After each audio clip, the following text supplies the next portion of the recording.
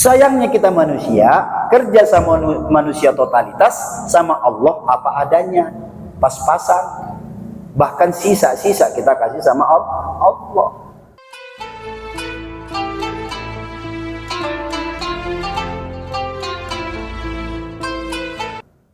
Apa buktinya sisa-sisa kasih sama Allah? Satu, sholat bisa dihitung jari orang yang sampai ke masjid 15 menit sebelum azan. Betul apa betul ini? 15 menit sebelum azan berapa orang yang ada di masjid? Kecuali Bang Rusdi, itu pun dia lagi nyapu. Habis azan keluar dia. Beda lagi tuh. Tapi yang benar-benar dia niat dari rumah 15 menit sebelum azan udah ada di masjid. Hitung jari, Pak. Tapi giliran kerja sama manusia, ya Allah ya Rahman. Peraturan kantor jam 7, jam 5 udah berangkat dia.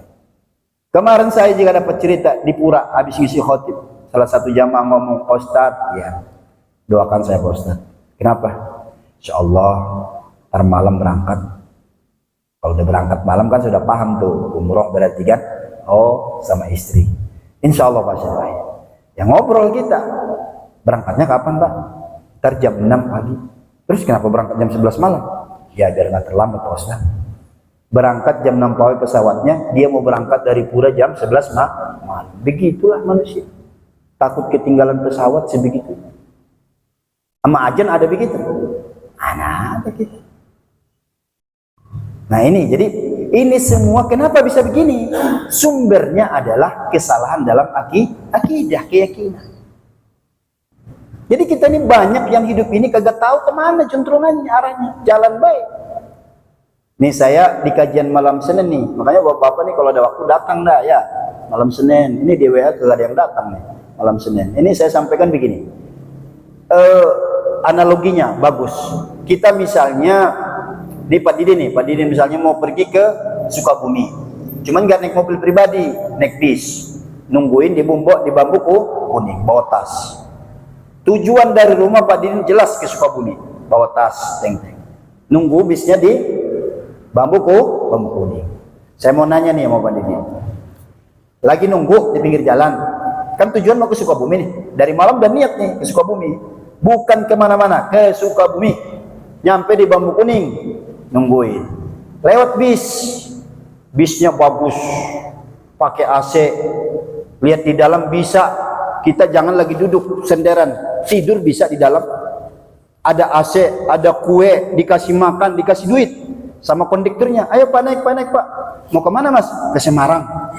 Pak Didi naik nggak Pak? Nggak naik. Kenapa nggak naik? Beda 7. Nggak ada yang naik kan? Setelah setengah jam setelah itu datang bis odong-odong. Kelompok suaranya udah meragukan banget tuh. Ini jangan-jangan 3 km nih mati nih bisa bis nih. Udah itu sesak Pak, sesak, penumpangnya penuh. Udah itu ongkosnya mahal, 150.000. Jangan lagi duduk, berdiri. Cuman Pak Didi nggak ada waktu lagi. Kondektur bilang, ayo Pak naik Pak. Mau kemana? Ke Sukabumi. Pak Didi naik nggak Pak? Naik. Kenapa naik? Karena mengantarkan kepada tujuan kita, gitu loh maksudnya. Jadi hidup ini begitu. Ada orang nggak tahu kemana di hidup ini. Maksudnya bagaimana menerjemahkan analogi tadi? Hidup ini meskipun susah, sulit, cobaan, ujian menghantam badai, kalau itu yang menghantarkan kita ke surganya Allah, bahagia kita di situ Pak. Ikut kita di bis itu. Sempit-sempit, ayo kita. Nggak mau turun kita. Jadi orang-orang yang putus asa itu adalah orang yang nggak tahu tujuan. Orang yang nggak kuat dan nggak mau diuji sama Allah, orang yang nggak tahu tujuan. Orang yang nggak punya tujuan. Kalau yang punya tujuan itu jelas. Meskipun susah, sempit, bayar, mobilnya odong-odong, naik kita. Kenapa naik? Itulah secara fakta yang menghantarkan kita pada tujuan kita. Kan kita semua orang Islam tujuannya ke surga toh? Bukan ke yang lain. Alamat juga cuma 2 doang nanti. Kalau bukan yamin, surga, asyimal, neraka. 2 ini. Kalau nggak ke surga, ke neraka. Pasti kalau ditanya semua kita pengen ke surga. Jadi dalam hidup ini kita diajarin oleh Nabi sama ulama, Orang-orang yang punya tujuan ke surga udah dikasih tahu jalurnya, udah dikasih tahu bisnya. Kalau dia sudah tahu jalurnya, udah tahu bisnya, itu pasti walaupun susah, senang, apalagi senang, dia akan bahagia, tenang, kokoh. Nah, itu namanya tujuan dan makna.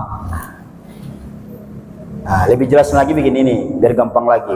Walaupun udah pernah saya sampaikan, tapi diulang lagi biar mantap. Waktu saya ke Madura sama si Buya Masri, kan si Buya Masri lagi tinggal di sini, kan saya ajak mulut, ya Pak RT, tetangganya Pak RT ini, ya Pak RT ya, Buya Masri, masih ingat kan, tetangga kan lagi tinggal di sini, kan sering saya ajak ke duha tuh, susah, wallahu alam, entah sibuk, entah apa, susah pokoknya, kalau namanya ngaji. Suatu ketika Pak RT saya ajak ke Madura jauh kan, nah ke Madura itu mau ngapain? Mau ngaji juga, mau ngaji. Ke Duha mau ngaji, ke Madura mau ngaji. Saya heran, kenapa kalau ke Duha cuman jarak berapa meter ke apa namanya, Caglak dia kayaknya susah amat gitu nyampe kemari. Giliran ke Madura ribuan kilometer langsung kemon, langsung mau dia. Saya mikir ya, apa karena memang gurunya kali ini ya, mungkin kalau di Madura ini kan kita emang nih mau menghadiri majelis apa namanya yang diampu oleh cucunya Kiai Khalil Bangkalan, yaitu beliau Toha Khalil Bangkalan. Apa itu? Saya pikir gitu Pak RT. Tadinya saya berbaik sangka, ayo semua. Enggak taunya dalam perjalanan, di dalam bis itu dia bisik-bisik sama saya, Pak Ustadz, iya, ntar habis dari Madura kita bisa dari rombongan ya. Loh, kok bisa begitu? Saya bilang, enggak, soalnya saya ada keperluan. Kalau misalnya Pak Ustadz bisa nemenin saya, insya Allah nih saya ikut dah. Ini belum nyampe nih ke tempat bis. Oh gitu. Oh, tapi nggak lama kan? Enggak lah, sebentar doang. Ketemu aja udah selesai. Oh, iya. Singkat kisah, jalan. Semangat. Madura ya 16 jam, 17 jam nyampe dah ke sono. Pulangnya habis selesai acara pulang. Bener tuh. Jadi saya ikutin dia tuh. Jadi belakangan saya tahu ternyata dia ikut itu bukan karena mau menghadiri majelis ilmunya, tapi karena mau ketemu calon istrinya, ketemu di Facebook orang Malang. Turun bisa dari bis rombongan, lah bayar dewek ongkosnya. Kalau dari sini gratisan. Udah itu parahnya lagi, dia cuma bawa duit pas-pasan. Kemarin saya bilang sama dia, ketawa-ketawa aja dia, bawa cuma duit 500.000, bawa 4 orang, turun bisa dari rombongan, naik, pokoknya kalau nggak salah ada sekitar 4 kali naik bis, turun naik bis, baru sampai ke lokasi. Itu saya lagi naik turun bis, udah kesel, muka saya udah masem. Kalau dia saya lihat wajahnya bagaimana? Sumringah bahagia. Ya Allah, kenapa sumringah bahagia? Punya tujuan dan dia enak, dia gembira, dia kira kita nyesek. Biar kata habis duit, senang dia. Kenapa senang? Ada tujuan dia. Mau ketemu calon istri, ketemu di Facebook. Coba bayangin itu kan.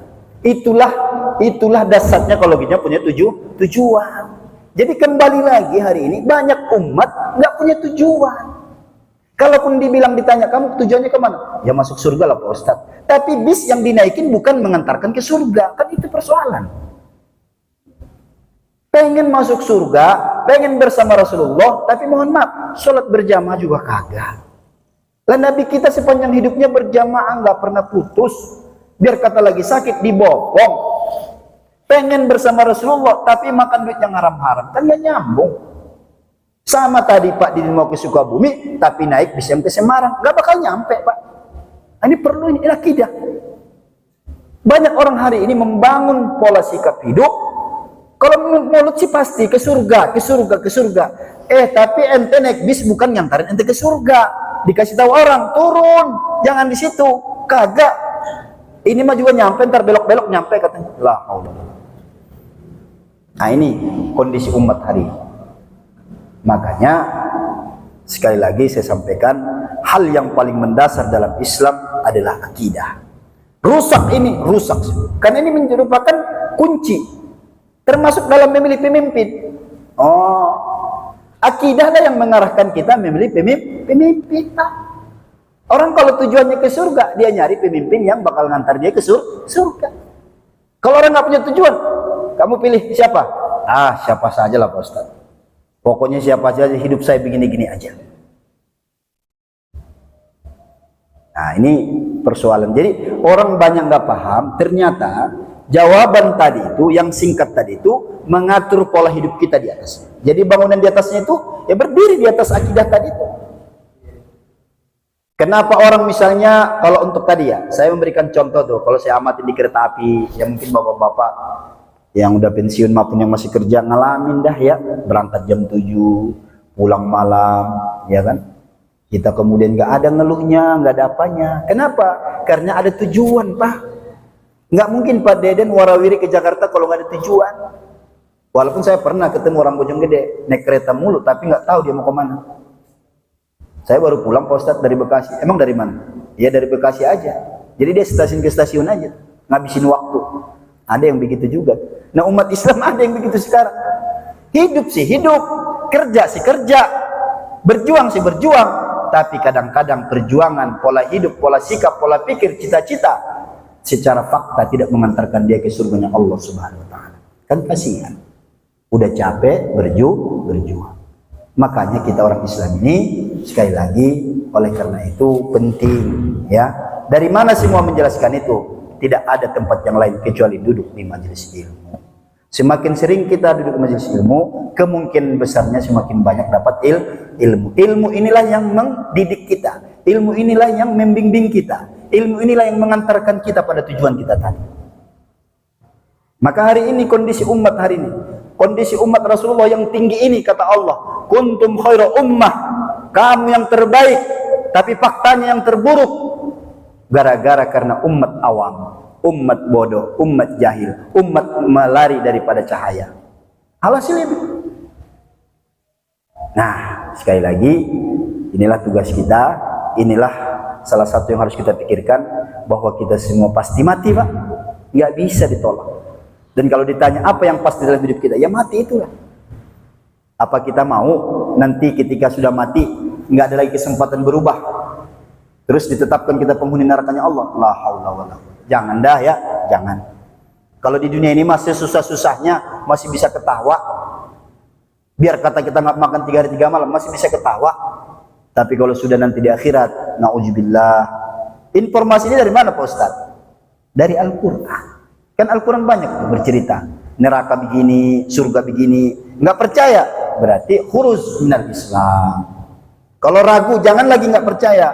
Ragu sedikit kepada ketetapan Al-Quran, ya keluar dari Islam.